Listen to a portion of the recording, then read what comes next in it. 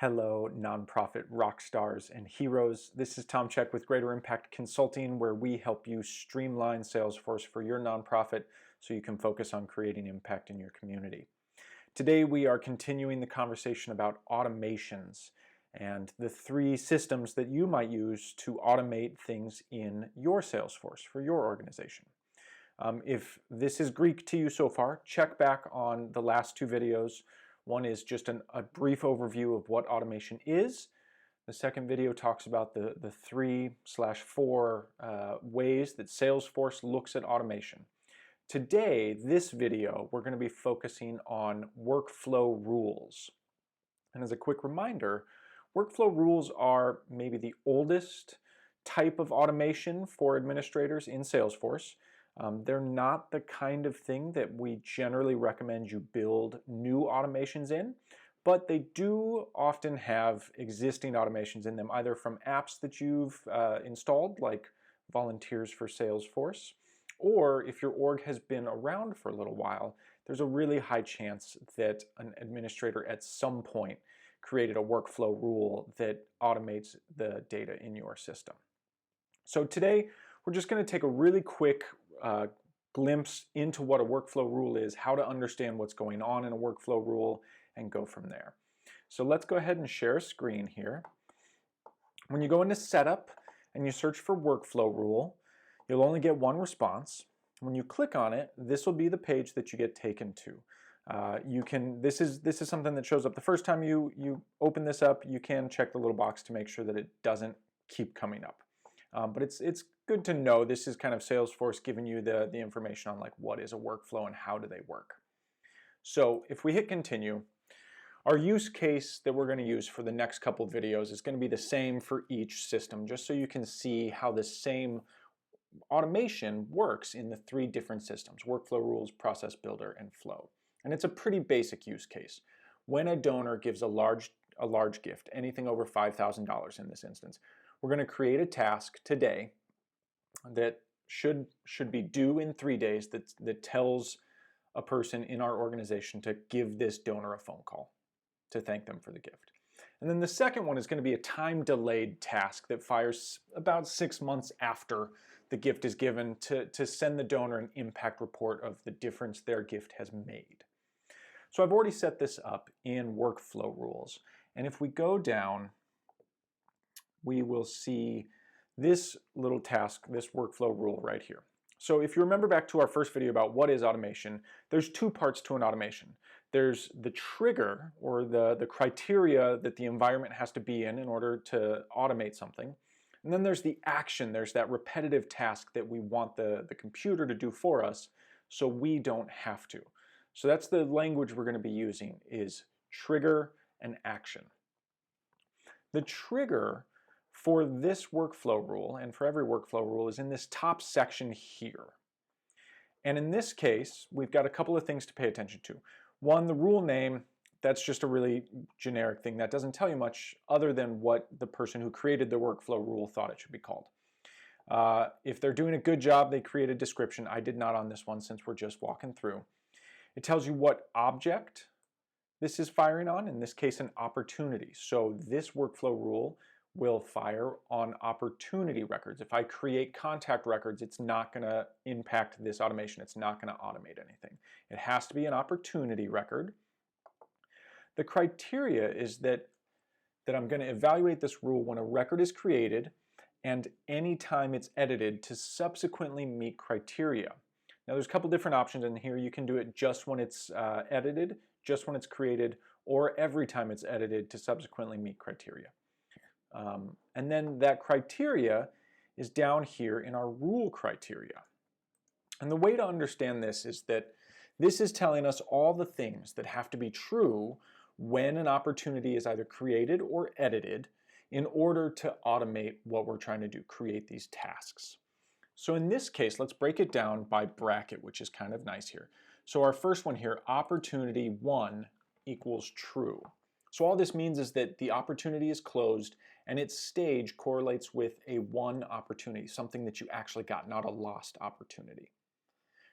The next piece is that the opportunity amount is greater or equal than $5,000, right? Because we only want this to fire on what we're calling major gifts for this use case. We don't want this to fire on a specific set of record types. I don't want this to fire on grants, in-kind service donations, or event tickets. That way, if my users enter it as a donation, great. If they enter it as a major gift, great, it'll still fire. If they enter it as an in-kind product donation, somebody gives us a car, fantastic, I still want that to fire on there.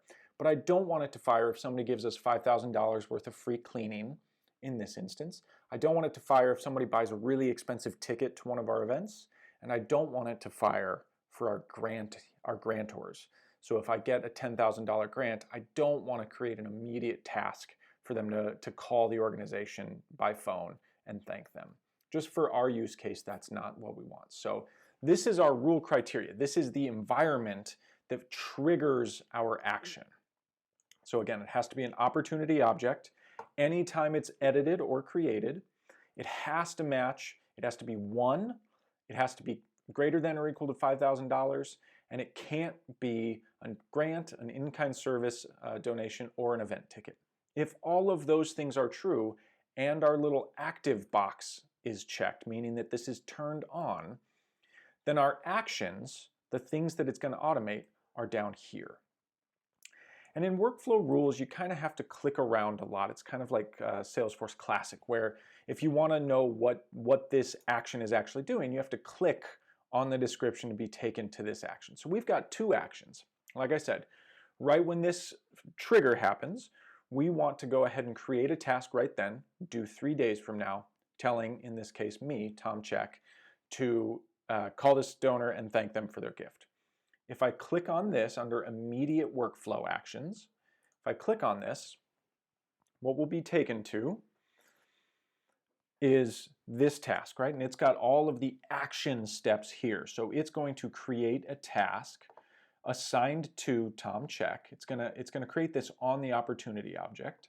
The status is gonna be not started. Priority is gonna be high. The subject is gonna be call this donor to thank them. The due date for this is going to be whatever day this automation triggers plus 3 days. And the comments are just a thing that shows up in that task saying this donor gave us a significant gift. Please give them a call to thank them directly.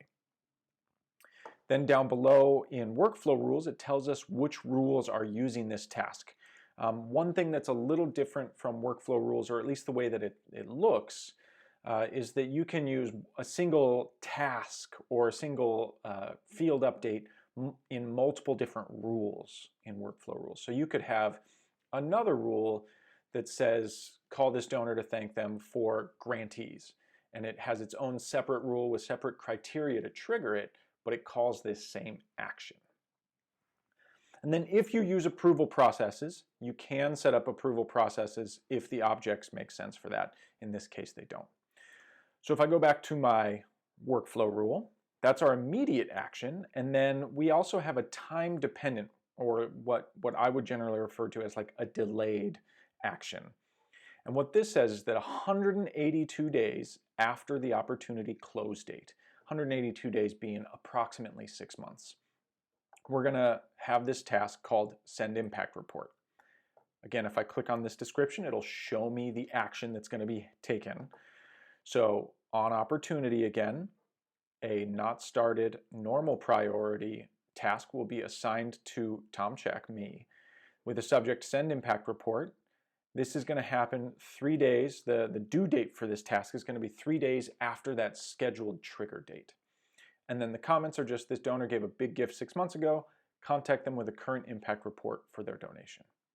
Again, it shows us that it's our same original rule, create task when closed won, that's using this task.